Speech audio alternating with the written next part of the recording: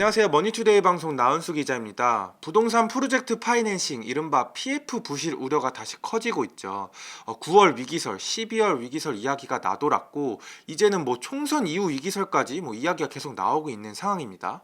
또 지난주에는 시공순위 17인 태영건설, 부도설, 워커설까지 확산되면서 그 위기가 현실화되는 것 아니냐 이런 이야기들이 심심찮게 나오고 있습니다. 그래서 이번 이슈 체크 시간에서는 한계에 다다른 부동산 PF 그리고 태영건설의 워크아웃설이 진짜 맞는 이야기인지 차근차근 한번 짚어보도록 하겠습니다. 우선 부동산 사업이 어떻게 진행되는지를 보면 이제 주체가 크게 두 가지죠. 공사의 전 과정을 책임지는 시행사와 그리고 시행사로부터 이제 발주를 받아서 공사를 하는 시공사 이렇게 크게 두 가지로 나뉩니다. 시공사는 우리가 아는 현대건설, 대우건설, 태영건설 이런 곳이라고 보시면 되고요. 시행사가 부동산 개발을 할 때 개발 비용 대부분을 이제 금융회사로부터 빌립니다. 이걸 이제 우리가 많이 듣는 PF라고 하고요. PF도 이제 크게 브릿지론과 본 PF로 나뉘는데 이걸 그냥 통칭해서 PF라고 보시면 될 것 같습니다. PF는 담보 없이 사업성만 보고 이제 돈을 빌려주는 건데 우리나라 PF의 90% 넘게가 부동산 관련 PF라서 그냥 PF라고 하면 부동산 PF다라고 보시면 될 것 같습니다. 쉽게 말해서 우리도 집 살 때 은행에서 이제 돈 빌려서 사는 게 일반적이잖아요. 근데 부동산 개발 역시 이제 금융기관으로부터 이제 돈을 빌려서 건물을 짓는다 이렇게 보시면 될 것 같습니다. 조금 더 세부적으로 설명을 드리면요. 이제 브릿지론의 경우 땅 살 돈을 빌리는 일종의 단기 대출인데 위험성도 커서 금리가 10%에서 15%로 굉장히 높고요.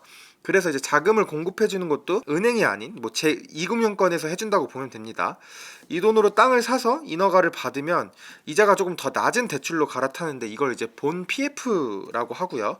브릿지론이나 본 PF 모두 지급 보증을 건설사, 즉 시공사가 서주는데요. 사실상 돈을 빌려주는 금융사는 이제 시공사의 상환 능력을 보고 대출을 해준다고 보시면 됩니다. 이 지급보증 이야기는 뒤에서 조금 하도록 하고 어쨌든 PF로 빌린 돈을 이제 100이라고 가정을 하면 한 30% 정도가 이제 토지비, 토지 사는 비용이고 40% 정도가 공사비, 그리고 나머지 30%가 각종 사업비에 사용된다고 보시면 됩니다. PF가 브릿지론이랑 본 PF로 나뉜다고 말씀을 드렸잖아요. 근데 지금 이 둘 중에 현재 문제가 된다고 하는 건 하나같이 이 브릿지론이라고 이제 전문가들이 이야기를 하고 있습니다. 본 PF에 일단 진입하면 일단 건물을 올린 다음에 할인 분양을 해서라도 자금을 회수하면 되지만 브릿지론 같은 경우에는 땅만 사고 아무것도 못하는 상황이니까요. 본 PF의 경우 이제 할인 분양을 20% 정도를 하면 그래도 선순위 채권자들 같은 경우에는 자금을 회수하는 데는 문제가 없다고 합니다. 시행사 입장에서는 브릿지론에서 이제 빨리 본 PF로 넘어가는 게 관건이거든요.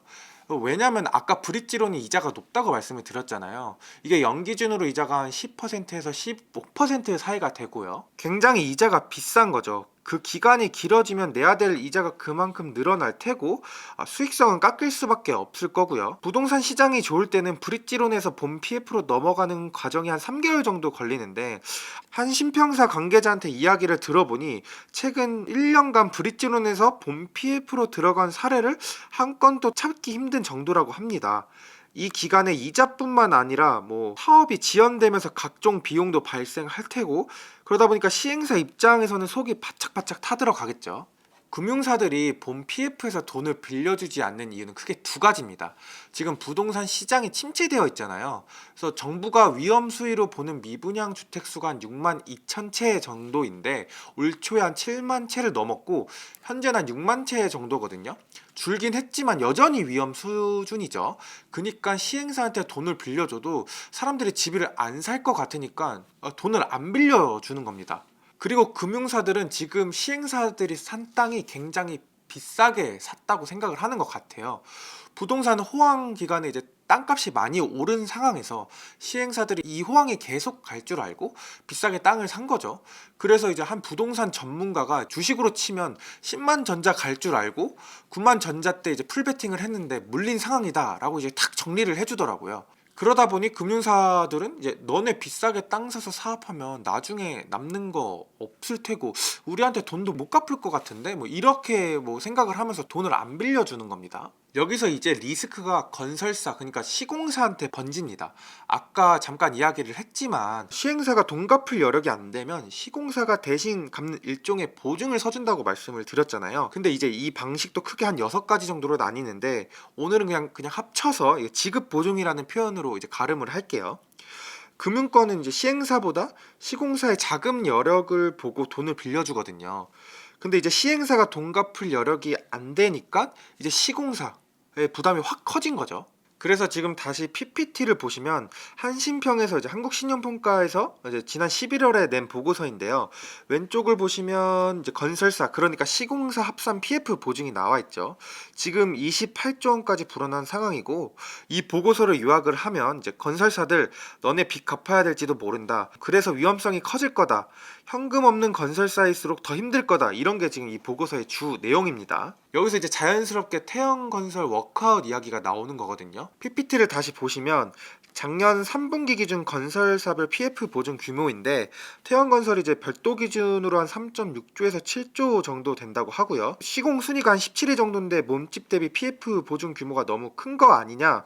지금 뭐 저기 튀어오르는 빨간 점 PF 자기 자본이 뭐 373%로 굉장히 높으니까 이렇게 우려의 목소리가 계속 나오고 있는 겁니다. 물론 PF가 잘 진행이 돼서 상환이 잘 이뤄지면 태형건설이 이제 상환 부담이 없는 이제 해피한 상황이 되는 건데 지금 상황이 너무 안 좋으니까 계속 이런 이야기가 나오는 것 같고요. 특히 태형건설의 경우 거의 절반 가까이가 미착공 상태인 것으로 이제 알려져 있습니다. 미착공이 많다는 건 이제 결국 브릿지론 단계가 많다는 이야기고, 태형건설은 신평사가 발표한 아까 3.6조 원에서 7조 원 중에 일단 우려가 되는 PF가 한 2.5조 원 정도 된다라는 입장을 밝힌 상태입니다. 이제 그러면 돈을 빌려준 금융권의 상황도 한번 살펴봐야겠죠. 사실 은행이나 증권사, 저축은행 이런 곳들도 상황이 안 좋은 건 마찬가지입니다. 지금 대출을 안 해주곤 있지만 과거에 PF 형태로 빌려준 돈을 못 받고 있는 상황이래요. PPT를 다시 보시면 금융위원회에서 지난주에 발표한 금융권 부동산 PF 대출 현황인데요. 파란색 박스를 보시면 134원 정도로 이제 대출 잔액이 남아있고 연체율도 한 2.42%로 3개월 전보다 늘었죠. 근데 또 빨간색을 또 다시 보시면 증권사 연체율이 13.8%고 저축은행도 한 5.5%로 꽤 높은 상황입니다. 증권사나 저축은행이 이렇게 유독 연체율이 높은 이유는 브릿지론에 대출을 해준 비율이 높은 데다가 약간 사업 리스크가 큰 곳들에 돈을 빌려줬다 뭐 이렇게 보시면 될 것 같고요. 그리고 시공사처럼 보증을 서는 케이스도 많았다고 해요. 그런데 지금 방금 보여드렸던 것보다 실제 연체율이 더 높을 거예요. 지금 이 수치가 올 상반기에 대주단에서 만기를 연장을 해주고 이자 유예를 해주고 있는데 그 수치가 제외된 거거든요. 그것도 사실 못 갚아서 연장을 해준 거니까 연체율에 포함이 돼야 되겠지만 어쨌든 지금 그 수치는 지금 쏙 빠진 상황입니다. 지금 그러니까 이제 모든 게 다 얽히고 설킨 거죠. 이제 금리 인상이라는 공격이 탁 들어오면서 부동산 버블이 터져 버리니까 돈을 잘 빌려줬던 데에서도 안 빌려주고 그러다 보니까 사업을 못 하고 또 그러니까 갚을 돈도 없고 보증 서주는 곳도 갚을 여력이 안 되고 금융권은 또 떼일 위험에 처하고 뭐 이렇게 계속 악순환이 계속 돌고 도는 겁니다. 근데 지금도 부동산이 거품이라서 더 빠져야 된다 뭐 이런 분석도 있어요. 이건 이제 한국신용평가사에서 이제 지난주에 내놓은 자료인데 빨간색 줄친 거를 이제 요약을 하면 금리 인상되면서 주식시장 버블은 빠졌는데 부동산 시장은 주택담보대출 금리가 인상이 안 돼서 거품이 덜 빠졌다. 지금도 토지 가격이 비싼 거다. 지금 물가 상승으로 공사비 엄청 올랐는데 토지 가격이 빠져버리지 않으면 이거 사업성 없을 것 같다. 브릿지론에서 구입한 토지들이 싸게 다시 나와야 된다. 뭐 이런 이야기를 하고 있는 겁니다. 근데 이게 미착공된 땅들이 갑자기 파바박 나와버리면 완전 대재앙으로 이제 이어질 수밖에 없는 상황이잖아요. 그래서 이복형 금감원장의 발언에서 옥석 가리기 발언이 나온 겁니다. 맥락을 보면 부실한 부동산 사업에 대해서는 터뜨리고 그래도 가능성이 좀 있는 곳에는 자금을 공급해서 피해를 최소화하겠다 뭐 이런 발언들을 계속 하고 있는 거죠. 금감원장이 이렇게 옥석 가리기를 하겠다라고 발언을 하긴 했지만 사실 이미 지금 옥석 가리기는 진행되고 있습니다. 머니투데이 보도에 따르면 지금 부실 우려가 큰 187곳 사업장 중에 28곳이 이미 경공매에 넘어갔고요. 금융회사 자체로 추진 중인 경공매도 9월 말 기준 120개 정도가 된다고 해요. 그러면 지금 어떻게 옥석 가리기가 진행되고 있느냐를 보면 부실한 여기서 부실하는 이제 비싸게 땅을 산 이제 브릿지론을 터트려서 그 토지를 경공매로 넘기겠다로 보시면 되거든요. 경공매로 넘어가면 토지 가격이 이제 낮아질 테니까 다시 사업을 하든지 말든지 할 수 있을 거고요. 다시 표를 보시면 토지 비용 브릿지론에서 한 30%에서 50% 정도 손실 가능성이 있다고 하는데 그 규모로 치면 한 9조 원에서 한 15조 원 정도 된다고 합니다. 그러면 어쨌든 부실 PF를 터트리는 거니까 손실이 발생할 수밖에 없겠죠. 비싸게 브릿지론으로 이제 땡겨온 시행사나 돈 빌려준 금융사나 피해를 입을 건데 여기서 지금 피해가 크게 입을 것으로 예상되는 곳은 돈을 빌려준 증권사, 저축은행 뭐 이런 곳이 될 것으로 보여요. 아까 보셨듯이 증권사가 뭐 연체율이 13.8%, 저축은행이 한 5.5%로 굉장히 높았잖아요. 리스크가 높은 사업장에게 이제 빌려준 경우가 대부분인데다 또 증권사, 저축은행의 경우 거의 다 뭐 중후순위 채권으로 묶여 있습니다. 지금 저축은행이나 이제 증권사들이 대비를 어떻게 하고 있느냐 좀 알아봤는데요. 어쨌든 지금 최대한 할 수 있는 범위에서 많은 노력을 하고 있다고 해요. 우선 지금 영업이익이 나는 부분에서 이제 충당금을 쌓고 있고 뭐 선반영을 하고 있다는 거죠. 그리고 계속 꾸준히 증자를 하면서 자본을 확충해 나가고 있대요. 자료를 정확히 공개할 수는 없지만 저축은행, 증권사에서 증자한 규모가 올해 한 1조 7천억 정도 된다고 하고요. 충당금도 쌓고 뭐 있다고 하니까 뭐 이거보다 더 많은 규모로 이제 대비를 하고 있다는 의미입니다. 그래서 전문가 말을 그대로 옮기면 만약에 레고 사태 때 한꺼번에 터졌으면 대규모로 이제 도산이 날 수 있었는데 지금은 전열을 많이 정비한 상태고 이제는 조금씩 터트릴 수 있는 상황은 됐다. 뭐 이런 얘기를 했고요. 다만 내년에 이제 증권사들이나 이제 저축은행 업황이 그렇게 막 좋지는 않을 것 같아서 앞으로 증자나 충당금을 쌓는 이 규모가 줄어들 수 있고 그렇게 되면 이 상황이 굉장히 길게 갈 수 있다 뭐 이런 이야기를 하더라고요. 그리고 아까 언급했던 태형건설 워크아웃을 좀 더 자세히 이야기를 해볼게요. PPT를 다시 보시면 이제 기사인데 계속 태형건설 워크아웃 보도들이 나오고 있죠. 그리고 지난주 15일 금요일에는 뭐 태형건설이 오후 2시에 워크아웃이 난다 뭐 이런 찌라시가 돌기도 했고요. 근데 결과부터 말씀드리면 워크아웃은 당장 불가능하다 뭐 이렇게 말씀을 드릴 수 있을 것 같아요. 이게 무슨 말이냐? 우선 법이 없어요. 워크아웃이 이제 기업 구조조정 촉진법을 근거를 해서 하는 건데 지금 일몰되면서 이제 이 법이 없어진 상황이거든요. 지난 8일에 이 기초법 제정안이 본회 회의를 통과하긴 했는데 지금 보시다시피 이르면 내년 1월 초쯤에 이렇게 시행될 예정이고요. 지금 태형건설이 엄청 상황이 안 좋다고 해도 지금 법이 없으니까 워크아웃이 되고 싶어도 지금 날 수가 없는 상황인 거죠.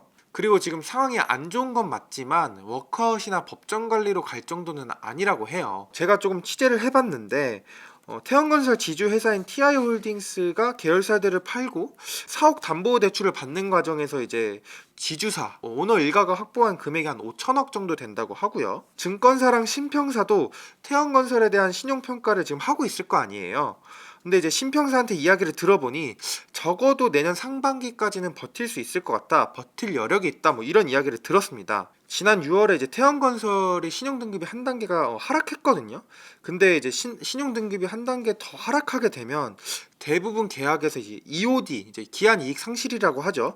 EOD가 발생하면서 상한이 몰릴 수 있는 우려는 있다고 해요. 제가 들은 바로는 신평사나 증권사가 내부적으로 태형건설을 들여다봤을 때 내년 상반기 정도까지는 버틸 수 있겠다 이렇게 보는 것 같습니다. 이번에 부동산 PF 주제를 준비를 하면서 저도 이것저것 좀 자료도 많이 살펴보고 과거 사례들을 보면서 느낀 건요. 우리나라의 부동산 사업은 다른 나라의 부동산 사업 구조보다 부동산 시황에 더 민감하다 뭐 이런 생각이 들더라고요.